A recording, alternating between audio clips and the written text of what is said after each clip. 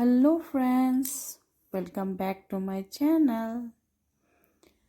আজি এতিয়া মই মোৰ ছোৱালী বৰ্ডৰ এক্সাম চলি আছে। মই মৰ্নিং থবলৈ ওলালো। আজি মেথছৰ পৰীক্ষা আছে। সেইকাৰণে যদিও পৰীক্ষা আহি শেষে পালেহি, কিন্তু মই এতিয়া চাইল্ড কেয়াৰ লিভ লৈছোঁ কাৰণে মই তাইক থব আহিব পাৰিলোঁ। কিন্তু আমাৰ ডিপাৰ্টমেণ্টক মই বহুত ধন্যবাদ দিব লাগে।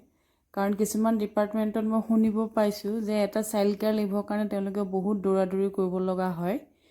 কিন্তু আমাৰ ডিপাৰ্টমেণ্টক মই বহুত ধন্যবাদ দিব লাগে। কাৰণ মই যেতিয়া চাইল্ড কেয়াৰ লিভটো বিচাৰিছোঁ মই তেনেকৈ এভেইল কৰিব পাৰিছোঁ। সেইকাৰণে আমাৰ জুডিচিয়েল ডিপাৰ্টমেণ্টৰ ফালক মই বহুত ধন্যবাদ জনালোঁ এই ভিডিঅ' থ্ৰুৱেদি।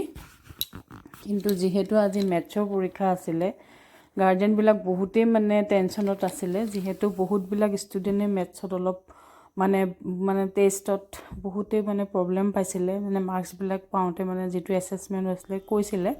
সেইকাৰণে গাৰ্জেনবিলাক বহুতো টেনশ্যনত আছিলে। সেইকাৰণে চব গাৰ্জেন বহুত টেনশ্যনত তাতে ৰৈ আছিলে। কিন্তু আমি বেছি দেৰি নকৰিলোঁ, ছোৱালীক থৈ পেলাই যেনিবা আমি উভতি আহিলোঁ। আৰু যিহেতু পৰীক্ষা শেষেই হ'লহি, পৰীক্ষা যিহেতু শেষ হ'ল যেনেই লাগিছে, খালি অকল আৰ্টিফিচিয়েল ইণ্টেলিজেন্সে আছে।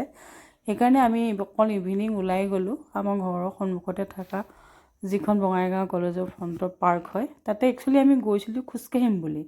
কিন্তু খোজটো ক'ত কাঢ়া হ'ল, গৈ পাই এই ফাষ্টফুড দেখাৰ লগে লগে খোৱাতে আমি লাগি গ'লোঁ। এয়া বেলেগ আইটেম আমি টেষ্ট ল'লোঁ। লৈ পেলাই ভাবিলোঁ অলপ ভিডিঅ' কৰি দিওঁ। কিন্তু মোৰ আজিৰ ভিডিঅ'টো মেইন কাৰণটো হৈছে এওঁলোকৰ বৰ্ড এক্সামিনেশ্যনৰ যদিও পৰীক্ষা শেষ হ'ব হৈছে, কিন্তু তেওঁলোকৰ নেক্সট পৰীক্ষাটো আছে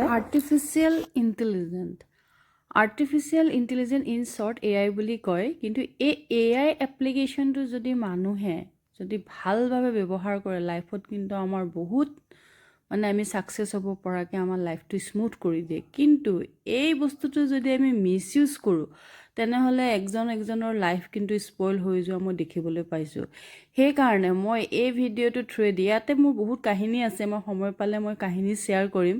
কিন্তু মই এইখিনি কথা ক'ব বিচাৰিলে যে আৰ্টিফিচিয়েল ইণ্টেলিজেন্স যাতে মানুহে মিছইউজ নকৰে, তাৰ কাৰণে মই এই ভিডিঅ'টো থ্ৰুৱেদি আহি থকা যুৱ প্ৰজন্মক মই ৰিকুৱেষ্ট কৰিলোঁ আপোনালোকে যে এই বস্তুটো যাতে প্ৰপাৰ ইউজ কৰে।